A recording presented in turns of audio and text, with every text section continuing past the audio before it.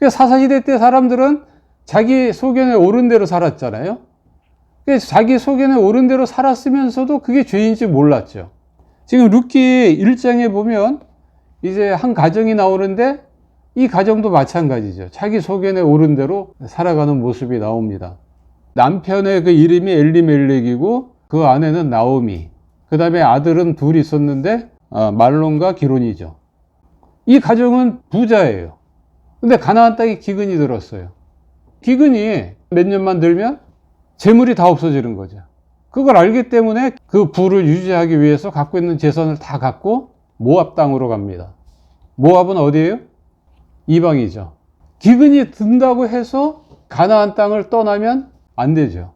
왜냐? 이 가나안 땅은 이스라엘에게 있어서 특별한 의미가 있죠. 하나님께서 아브라함, 이삭, 야곱에게 약속했던 땅이죠.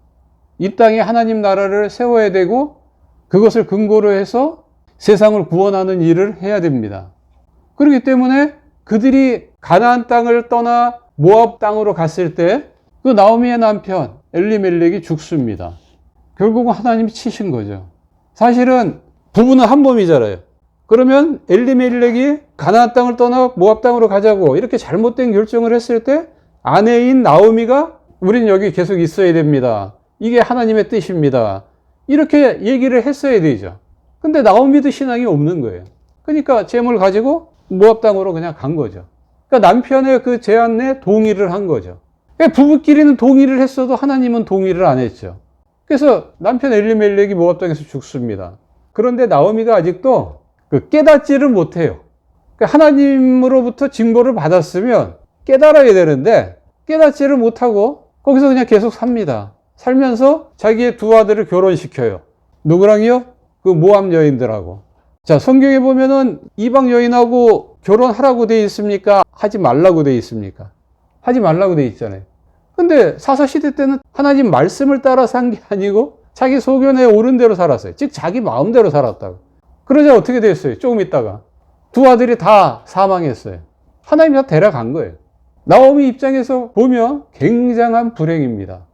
부자가 말씀 위에 서 있지 못하고 자기 마음대로 살아가면 이 재물은 자기한테 불행의 시작이 됩니다.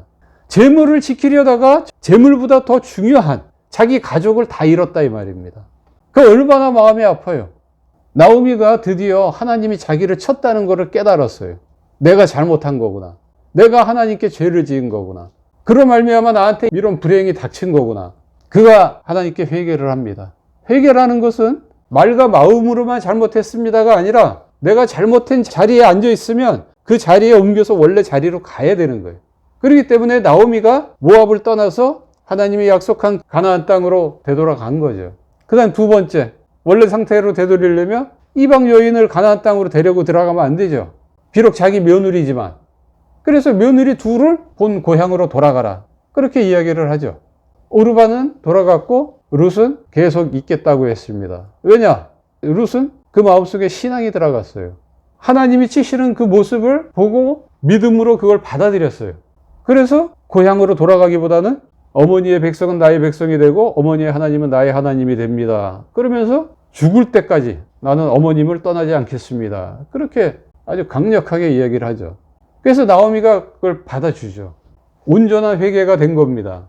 하나님도 이를 아세요.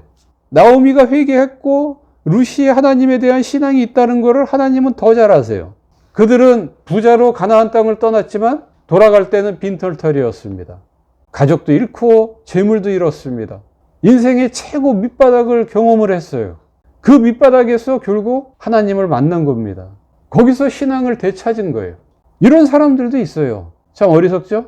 두들겨 맞아야 잘못했다고 회개를 합니다.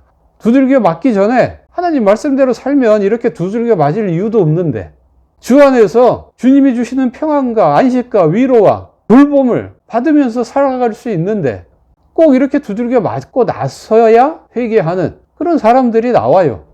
어떻게 보면은 이 룻기는 탕자 이야기와 같은 거죠. 자신들의 잘못을 깨닫고 이제 하나님께로 되돌아가는 겁니다. 돌아가서 그가 할 수 있는 일은 아무것도 없죠.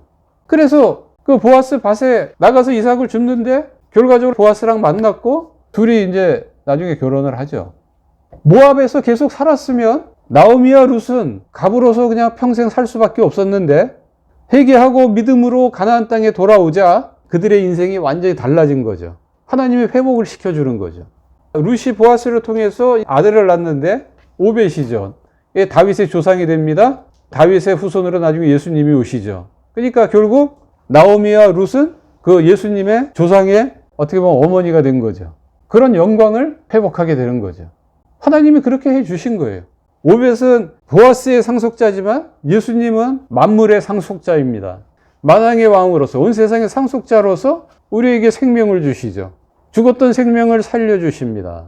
망했던 것을 회복시켜주고 쓰러졌던 나를 일으켜 세워주시는 분이 나오미와 룻을 살리시고 회복시켜주시고 일으켜주신 것처럼 나 또한 살리시고 회복시켜주시고 일으켜 세워주시는 분입니다. 그리고 이 예수님은 봉양자예요. 자식이 늙은 부모님을 먹여 살리는 것을 봉양한다 그러는데 예수님이 우리를 그렇게 한단 말이에요. 예수님은 만왕의 왕이시지만 나를 봉양합니다. 떠받드세요. 의식주 문제를 해결해 주시고 내 마음의 문제, 영혼의 문제를 해결해 주시고 대적으로부터 보호해 주시고 위험으로부터 항상 보호해 주시는 그런 분이시죠. 부자지만 신앙이 없었을 때, 그래서 자기 소견에 옳은 대로 행했을 때 그 재물은 자기를 불행으로 가게 하는 시작점이 되지만 반대로 가난한데 그 가난한 중에서도 신앙이 좋으면, 그래서 하나님 말씀대로 살면 그 가난함은 오히려 행복함의 출발점이 됩니다. 그러니까 내가 지금 부하냐 가난하냐 그게 중요한 것이 아니고 내가 지금 신앙이 제대로 돼 있느냐, 그래서 하나님 말씀대로 살고 있느냐, 그게 중요한 거죠. 룻기를 보면 아름답다고 많이 얘기들을 해요. 근데 아름다운 이야기는 아니죠, 사실. 두들겨 맞고 돌아온 거잖아요. 두들겨 맞고 깨닫고 돌아왔는데 뭐 아름답습니까? 그냥 집에서 부모님 잘 섬기면서 그렇게 사는 게 오히려 더 아름다운 거죠. 탕자의 형처럼 아무 감정 없이 그렇게 사는 것이 아니라 정말 하나님을 사랑하는 마음으로, 그리고 그와 같이 이웃을 사랑하는 마음으로 살아가는 것이 진짜 아름다운 삶이죠. 룻기는 아름다운 삶이 아니라 막 엉클어졌던 그 삶이 다시 이렇게 펴지는 그런 내용이에요. 드라마틱한 삶이지 아름다운 삶은 아닙니다. 하나님은 우리가 드라마틱하게 살기를 원하지 않아요. 그냥 평범하지만 하나님을 사랑하고 이웃을 사랑하면서 그렇게 행복하게 살기를 바라십니다. 예수님이 상속자이고 생명을 회복해 주시는 분이고 우리를 봉양하시는 분인데 왜 그분을 떠나서 실컷 불행을 겪다가 나중에 다시 되돌아가는 그런 드라마틱한 삶을 원하냐 이 말이죠. 그럴 필요 없잖아요. 인생 길지도 않은데. 드라마틱한 삶보다는 평범하지만 주 안에서 행복한 삶을 사시기를 주의 이름으로 축원합니다.